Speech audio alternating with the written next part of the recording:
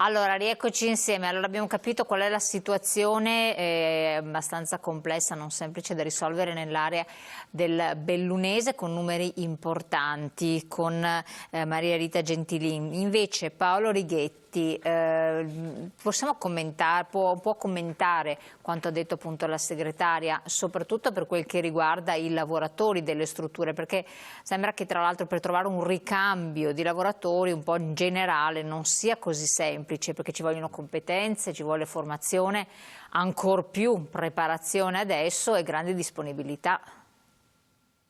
Sì, innanzitutto bisogna dire che siamo ancora dentro una piena emergenza per quanto riguarda le case di riposo. Diciamo che è una priorità nelle priorità, un'emergenza prioritaria nell'emergenza complessiva per quello che si sta determinando in termini di diffusione del contagio e di danni che si producono poi sulla salute sia dei pazienti sia degli operatori.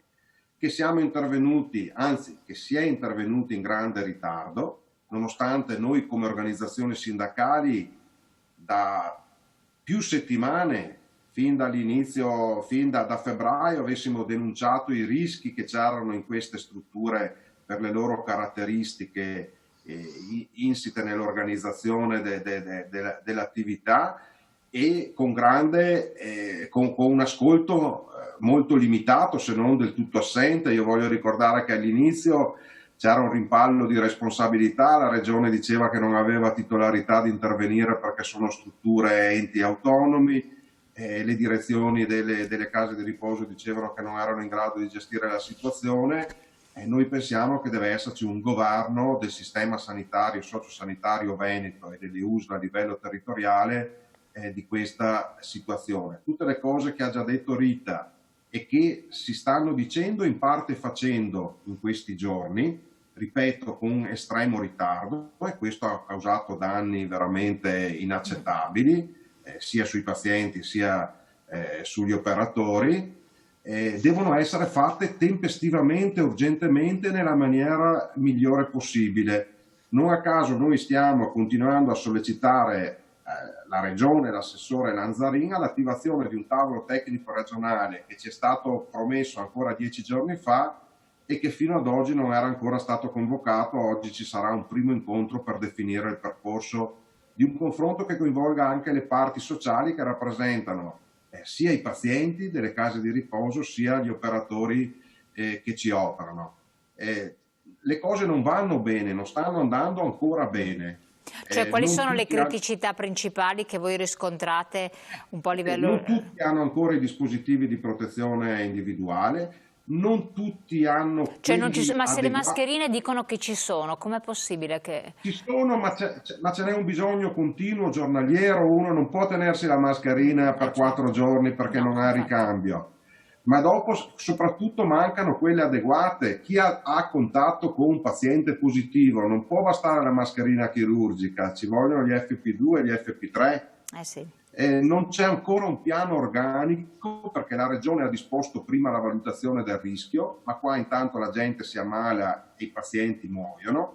No, per cui il piano organico andava fatto subito e noi continuiamo a dire che va fatto subito, che è quello dei tamponi a tutti, e lì abbiamo assistito a una sorta di retromarcia in questi giorni, da tamponi a tutti si è passati una parte, si fa l'accertamento sierologico, che non è la stessa cosa, non ha la stessa efficacia e non dà le stesse certezze. Certo, ci sono dei problemi oggettivi perché si sa che cominciano a scarseggiare i materiali, i tamponi, i reagenti, anche dal punto di vista dell'esito dei tamponi, che è un tema estremamente determinante, rilevante, perché se arriva all'esito dopo 6-7 giorni è chiaro che nel frattempo uno Ha che è contaminato, contagiato ha sì. contagiato tutti gli Sì. altri, insomma, per cui c'è un problema di laboratori. Adesso insomma si sta cercando di intervenire. Purtroppo da una parte si è intervenuti in ritardo, dall'altra non c'è ancora un piano organico,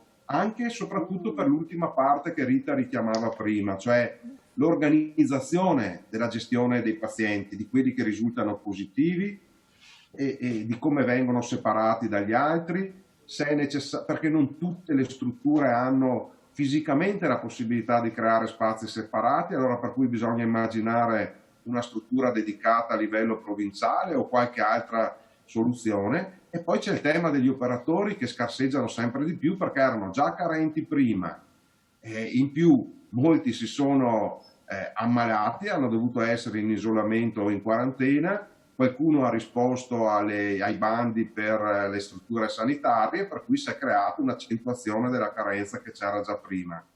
E noi abbiamo sollecitato la velocizzazione di tutte le procedure per le nuove assunzioni, la Regione ha detto che accelererà l'iter per i 400 nuovi operatori sociosanitari, però se questo avviene fra un mese, nel frattempo i danni sì. si verificano. Ecco. Per Assolutamente. cui, insomma, sulle case di riposo noi ci attendiamo la convocazione urgente del tavolo regionale, ma non perché servono i tavoli, No. ma per mettere insieme tutte le cose che servono, indispensabili, e dare poi l'indicazione operativa e una procedura omogenea che valga per tutte le case di riposo del Veneto e per tutti i territori, che sia un riferimento certo di che cosa bisogna fare e di che cosa non bisogna fare.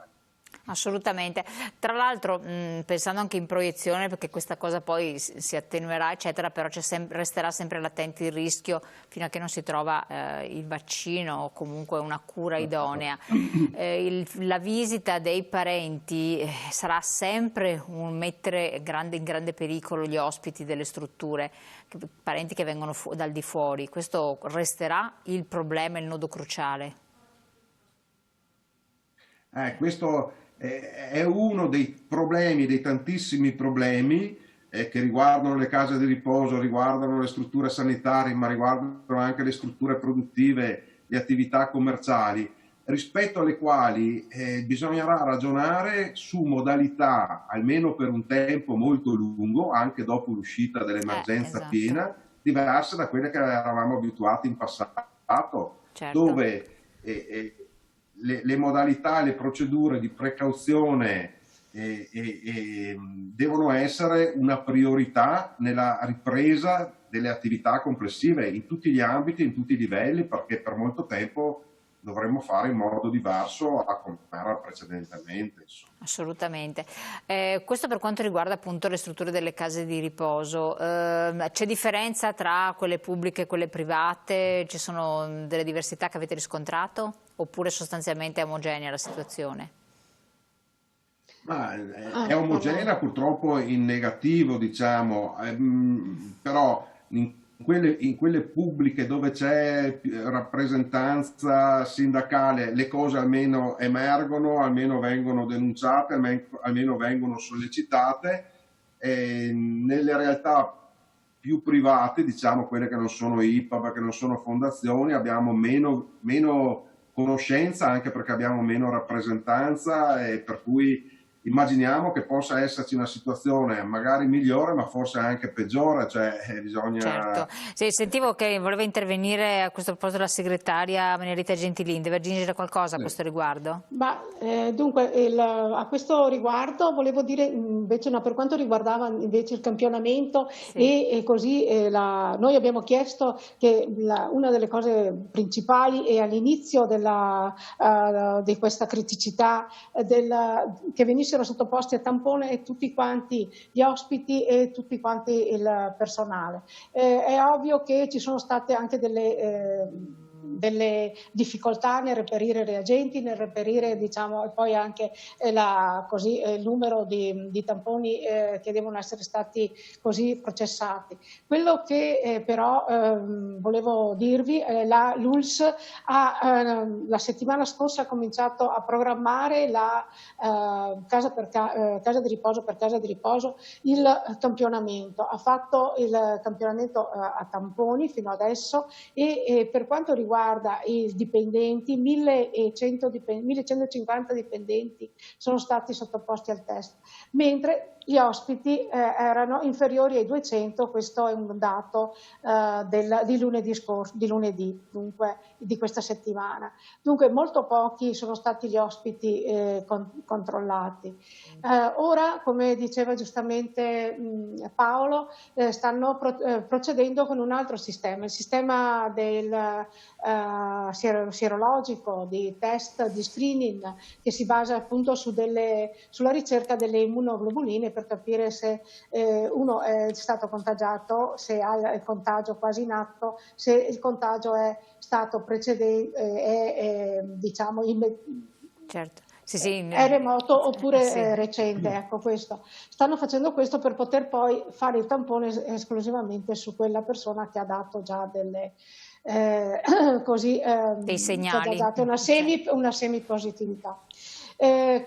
Da una parte velocizzare, visto appunto il numero di ospiti, velocizzare questo credo sia anche, diciamo, un bene. L'importante è che tutti vengano sottoposti prima almeno allo screening e poi individuati, diciamo, gli eventuali contagiati. Certo. Prego, sì, finisca.